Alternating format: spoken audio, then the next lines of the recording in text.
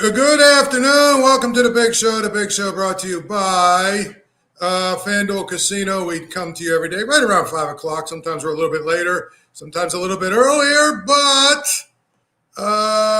today we will talk a little bit about, we'll talk a lot about the Steelers. And, of course, the number one thing out there is the news that they might have hired or they're on their way to hiring their defensive coordinator, and that would, of course, be Patrick Graham, who was recently the defensive coordinator of the Raiders. So you look at what Patrick Graham is and who he is and what he's done, I don't know.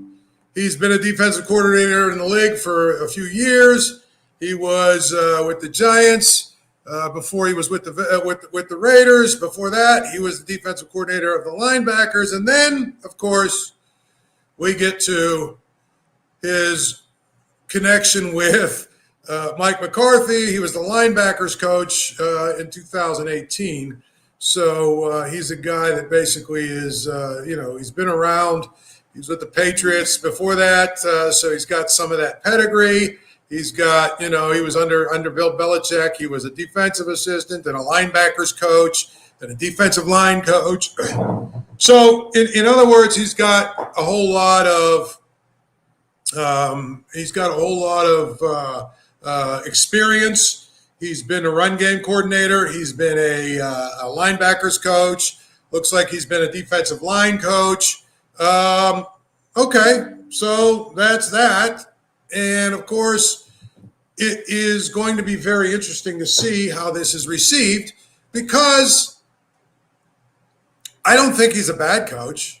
I mean, I think if you look at, his resume, it's reasonably okay. I mean, he's been a guy who his defenses have been probably middle of the pack a lot and, everything else. But to me, when I look at it, I just tell you, I think that it's really kind of ridiculous.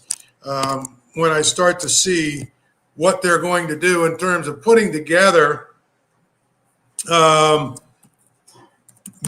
coaching staff. And so it's kind of a thing of where you almost expected it, that this is kind of the way they were going. In 2023, they were 9th in scoring defense. It was a pretty significant leap. They were 14th in overall defense this year, 25th, however, in scoring defense, which is the worst. 2024, they were 15th in total yardage. 2022, they were 28th in total defense. So really, we're talking basically about the fact that this is a guy whose track record is 2023 probably was his best year. And then beyond that, I just don't know, honestly. Because at the end of the day,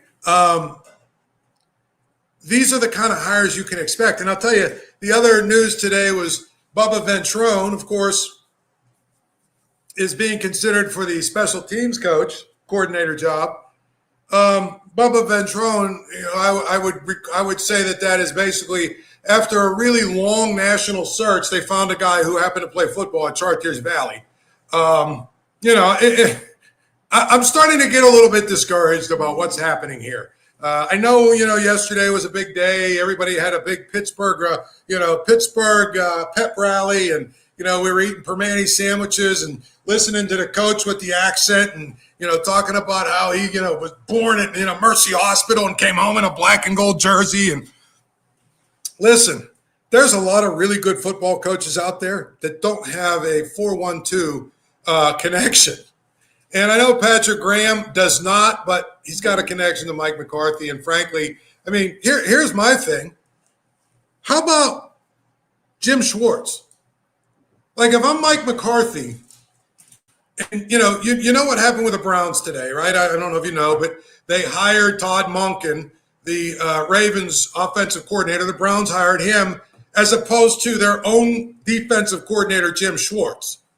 And Jim Schwartz should have been the guy that got the job. I mean, the Browns, as bad as the Browns were, they were in every game because their defense was one of the best defenses in the league. as horrific as their offense was, they were in pretty much every game because their defense was incredible. And Jim Schwartz has been a great defensive coordinator for a lot of years. To me, why not go and wait to see what he's going to do? Why not go after him? Now, that would be exciting. Bringing a guy like that in, that would be exciting. But it feels like this is sort of going to be one of those, the band's all here. Bring them all back, Bubba Ventrone, who's the Browns special teams coordinator. Great dude, by the way. I covered him when he was in high school. Covered him a little bit even when he went to college. I've written some stories about him. Great dude. But do we have to have every single coach or everybody that gets hired? Do we have to put them in a place where oh wow, we have a 4-1-2 connection magically, and that's really what it comes down to. So I think that it's great, except for it is really difficult, really difficult for me to wrap my head around the fact that the Steelers had a chance to really do a full reset. And instead, it sounds like they're almost going to try and run it back. You know what I mean? And that is one of those things that I just don't think is going to really yield what people wanted when they said, yeah, we're finally getting rid of Mike Tomlin. It's one of those things where, Mike Tomlin, 19 years, it feels stale. It feels like it's not, working. It feels like we need to change. Guess what? At the end of the day, it really, really, really is starting to feel like they're just basically running it back with different names, doing the same exact thing. Like they're really interested in being a team that wins 8 or 9 games, period. And they win 9 or 10 games and get to the playoffs, well, that's good enough.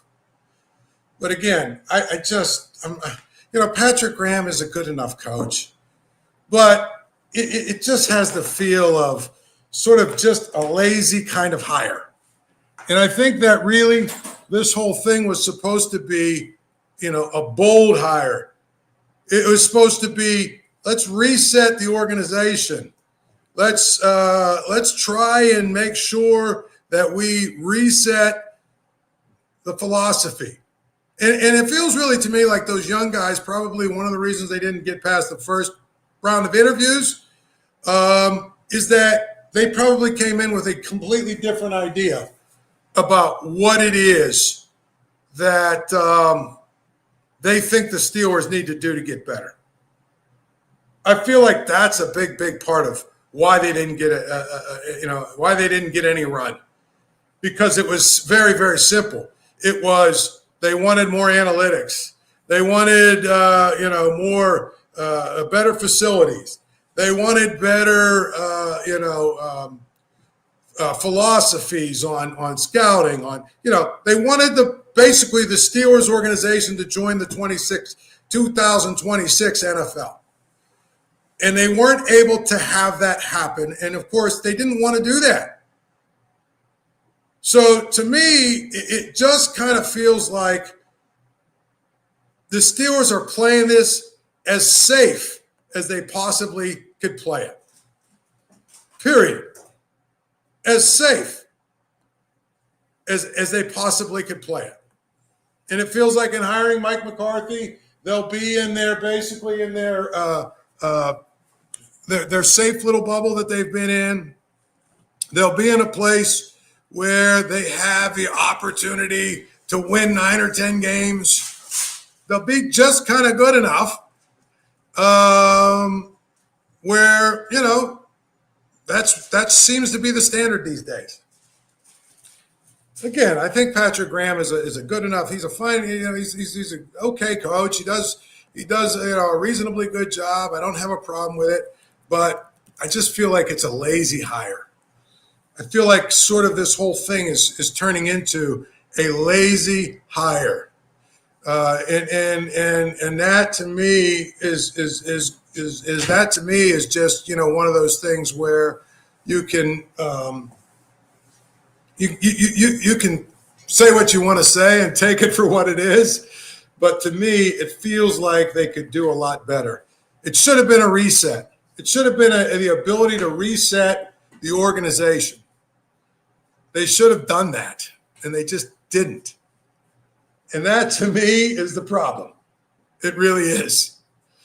So I hope that, we get to a point where we're able to really figure out, okay, what are the young, innovative guys that they're talking about? What are the young, innovative guys that they're talking about bringing in? Those are the ones I'm interested in. I want to see who they bring in. He talked yesterday about, we've got to have our fixture of guys, and we've got to have our guys that we believe in, and we've got to have the veteran guys, but we want to have those young guys because they're the ones that are going to bring the energy. They're the ones that are going to do all the, yada, yada, yada. That's great. I want to see who some of these guys are. That's what I would tell you. And I think that's the key. Who are these guys that you're going to bring in? Who are they? Who are they, and what description do they fit? I mean, people have asked about the offensive coordinator. Does it really matter? Mike McCarthy said he's going to call his own plays and draw up his own offense. That's why there were some people that thought maybe you bring in a guy like that Scalehouse or whatever his name is from the Rams, a pass game coordinator who's young. You bring him in and you let him be the offensive coordinator, quote unquote, and he learns from you and he learns your system. And after maybe 2 years, you give him some of the flexibility to start calling his plays and all that other stuff. So we'll see. I just feel like it's really now important for the Steelers to try and make sure that this doesn't become, let's make it as easy as we possibly can make it. Let's hire the guys that we all know who they are because they've been around. Let's go out and get everybody that's got ties to the Pittsburgh area. I hope we don't do that. Again, when you look at a guy like Patrick Graham, I mean, I think he's got some, a lot of experience. I think he's a guy that has been around the league for a while. He's, got, what I would say his best thing on his resume. He's got 6 years under Bill Belichick. And I think that's really important. He's worked, he's actually worked for Mike McCarthy before. So I think it's one of those things where you go out and you basically, try and find a staff or put together a staff. But in this case, I think that I would have liked to see maybe some other guys be in the mix for defensive coordinator because I think it's really the most important hire that you can make. You've got to basically, think about it. You don't really need an offensive coordinator because Mike McCarthy is going to be his own offensive coordinator. But what you do need is a defensive coordinator. And I think there's a lot of guys in the league that are innovative, a lot of guys in the league that have a lot of different new ideas. And we'll see if it works. Now, I will say this. When you look at some of the other things they've already done, again, he's talking about hiring former Packers offensive line coach James Campen, and Cowboys assistant line coach Raymond Chinyoung. He's also going to retain Scott McCurley, Pitt guy, by the way, Tom Arth, and Gerald Alexander. So he's putting together a staff, and we'll see what it looks like. But again, I just think that one of the biggest problems I've had with the Steelers over the last 10 years is that they really are just stuck in a time and place that doesn't exist anymore. Don't care what people say when they talk about, their formulas work because they have a winning record every year. Who cares? I look at all these teams and, the teams that seem to have a lot of sort of younger, hungrier, more innovative coaches are the ones that seem to be moving forward. And again, that's part of the problem I have with the Steelers is they don't seem to want to move forward. That's really a problem. That's what I would tell you. So, I just kind of feel like we have to, at some point, really actually figure out what the Steelers really want to be. What do they want to be? And if they want to be an organization that moves ahead and moves forward, I don't know that this is the route they want to go. I don't. And I can see there's some people in the comments that are a little butthurt because I'm not jumping into the pep rally. I don't give a rat's you know what, and you know that. You should know that. I'm not a fan. I'm not here to have pom-poms and say, yay, Steelers, everything you do is great. Not. I call it like I see it. So go to Greenfield, go eat at Big Jim's and have your little pep rally, but leave me the hell alone. That's what I'm going to tell you. I mean, seriously. This is the problem in this town. Honestly, we've got way too many people that are way too provincial that have never been outside of their little bubble, and they can't understand why anyone would criticize their favorite teams or their favorite players, their favorite coaches. Well, give me a break, will you please? Again, go to Big Jim's in Greenfield and have your little pep rally. Leave me the hell alone. How about that? I'm just calling it like I see it. You hired a guy, you went through, you had a coaching search, right? You only brought 3 guys in. 2 of them had no chance of getting the job. It's almost like, you knew who was going to get the job. They bring him in. The first thing he starts to talk about is who he's bringing in for his staff. You're not really all that excited. Really. There's just not a lot of excitement about this. There is.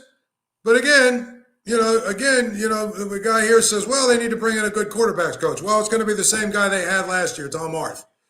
And, of course, he's really close with Aaron Rodgers, which means it's probably going to be run it back with Aaron Rodgers. I mean, that's, and if you're okay with that, I'm okay. I mean, but again, there's so many, again, another guy brings it out, Raheem Morris is out there. Raheem Morris, Jim Schwartz, there's so many great defensive coordinators looking for work. Why make the hire of somebody that you're familiar with? I don't get that. That's what bothers me about this whole thing. And again, I have nothing against Mike McCarthy. I think he's a good football coach. I do. He's won a lot of games. He seems to, have a pretty good system for offense, seems to know how to, get the most out of quarterbacks. I'm just telling you, I get all that. But the flip side of it is, what's worked for the Steelers is, over the years, hiring some unknown or some very little known, giving them really good coordinators, and letting him grow into the job. It's what they did with Chuck Noll. It's what they did with Bill Cowher. It's what they did with Mike Tomlin. I mean, that's how they did it. And if you look at Mike Tomlin's first staff, he was a young guy. He had just basically, he was a young coach. They knew that they basically were going to have to surround him with guys who understood the NFL and that he would have a learning curve, right? And the learning curve was, we're going to let him grow into his job because we think he's got a chance to be pretty dynamic. And for a little bit of time, he was. But at the end of the day, if you look at what they handed him, besides a roster of guys who were, a roster of a Super Bowl roster, I mean, he had Bruce Arians as his offensive coordinator, and he had Dick LeBeau as his defensive coordinator. Period. And that was the formula to do it. So to me, I'm like, okay, I'm going to be very open-minded. I always am. Maybe this is going to work. Maybe bringing Aaron Rodgers back and running it back with Aaron Rodgers, and maybe it's all going to work out again. But when I hear him at his initial press conference talk about the defense that he wants to run and saying that he would like to keep intact the defense that was put in by Dom Capers and Bill Cowher, for God's sakes, it tells me that the Steelers weren't interested in changing at this point. They weren't interested in getting out of their little comfort zone and their little bubble. They weren't interested in trying to play football like we played in 2026. They just weren't. They were interested in running it back. So maybe it'll work. And if it works, you'll see me on some podcast like this. I'll tell you I was wrong. I don't think I'm wrong. I think this has the likelihood to be a 4 or 5 year deal where, the Steelers are good, good enough, but not good enough. That they continue to watch the teams like the Patriots and the Bills and even the Ravens, and maybe even the Chiefs if they rebuild their roster, and the Chargers, they're going to continue to watch all these other teams roll through and get to the Super Bowl. Well, they hold on to whatever principles they think led them to 4 Super Bowls 40 years ago. And so to me, I'm not trying to be negative. I really am. I'm just trying to be honest. When Mike Tomlin stepped down, I kind of thought, okay, now you have a chance to sort of reset your organization. You have a chance to rethink some of the things that you've done. You have a chance now to be innovative, forward-thinking, progressive. You have a chance to, if you look at all those surveys that come out every offseason where they talk to players, the Steelers are always at the bottom of the heap in terms of their facilities, in terms of their weight room, in terms of, a number of other amenities that all these other teams have. It's an organization that's stuck in a long play, in a place long and far ago. And I tell you, the other thing that really, besides the whole let's run it back with Dom Capers' defense, the other thing that kind of made me a little bit scared is that he talked about how much he loves Will Howard, a 6th-round quarterback, and Mason Rudolph, who, Mason Rudolph is what he is. He's a really good backup, but come on now. I'm just saying it bothers me. They had a chance to reset it. They really did. And now what it tells me too is they're going to run it back with, the gang's all back, and I'm talking about all the old guys on defense, as opposed to trying to move forward. This is what they're going to do. The big thing is, and there's one thing that gives me hope, is that Mike McCarthy's offense is much different than Arthur Smith's. And so he's going to have to go out and get receivers. I've said it many times. I'll say it again. The Steelers receiving core was a joke. It was DK Metcalf and 5 guys named Mo, and I'm not sure Mo wasn't the best of those 5 guys, to be honest. You're going to tell me next year that Calvin Austin is your 4th or 5th receiver and Roman Wilson is your 4th or 5th receiver? I might buy that. But if one of those 2 guys is your 2nd or 3rd receiver, you're not good enough. So there is hope, because obviously his offense is a lot more 3 wide receiver sets than Arthur Smith's, which is a tight end, heavy offense. And hopefully we can move past the folly and nonsensical idiocy that, you don't need a 2nd receiver in Arthur Smith's offense because you got all these tight ends. Yeah, you got Darnell Washington, who's 900 pounds, and you throw it to him and he makes someone, he runs over somebody and gets an extra yard, and everybody in the crowd goes crazy. Meanwhile, he doesn't break any big plays for you. You got Pat Freiermuth, who Arthur Smith apparently didn't like, so he wouldn't throw him the ball, even though he was the best playmaker that they had besides DK Metcalf. And you had Jonnu Smith, who have no idea why they brought him to the Steelers. One of the biggest wastes of a uniform that I can remember in a long, long time. They brought a guy in that had 82 catches last year, and he was useless. So to me, you got to go out and get receivers if you're going to get better. But to me, the first thing we got to do is, who is your staff? And the way that it's shaping up, I'm not all that excited about it so far, because it feels like it's a lot more of the same. It feels like it's a lot more of, let's go out and get everybody we're familiar with. It feels like almost the same sort of lazy hiring process that led to Mike McCarthy being the Steelers coach, to be honest. I speak with that. Let's take a look at the AFC North. I mean, Kevin Stefanski is a 2-time coach of the year. Mike Tomlin is regarded as one of the best coaches, the NFL has seen over the last 20, 25 years. John Harbaugh, the same. All three of them in the AFC North, all three of them moved on. What were they replaced by?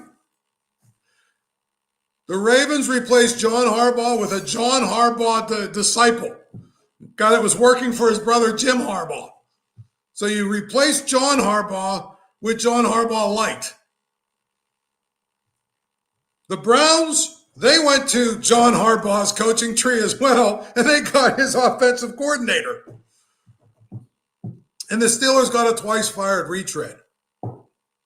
You replaced John Harbaugh, Mike Tomlin, and Kevin Stefanski with two John Harbaugh disciples and a retread. Figure that one out. I kind of like Jesse Minter for the Ravens. I do think he's probably ready to be a head coach, and I think there's some things I really like about him. But again, he's a John Harbaugh guy, and then he was with Jim Harbaugh at Michigan, and then same with the Chargers. He's basically in the Harbaugh family tree. It's like if I don't understand these teams. If you're going to go in a different direction, go in a different direction. I mean, I know Mike McCarthy is kind of going in a different direction, but given all his ties to Pittsburgh and all the other stuff, I don't know if it doesn't feel like that. And, Todd Monken, I mean, you fire Kevin Stefanski. You have probably the best assistant coach in the league on your staff in Jim Schwartz. You interview him. You insist every head coach that comes in, listen, everyone that comes in to interview you say that you have to keep Jim Schwartz on your staff. When half of them say, when six of them say, no, I'm going to pick my own staff, so I'm declining the offer. You go out and get an assistant who, by the way, Jim Schwartz's defense kicked, Todd Monken's offense's ass. And then you hire the assistant from a different team. I don't understand what the Browns are doing. Of course, it's not my job to. Honestly, I look at what some of these teams are doing, and I just like, these guys are billionaires, and you wonder how they ever made $1. And I mean that.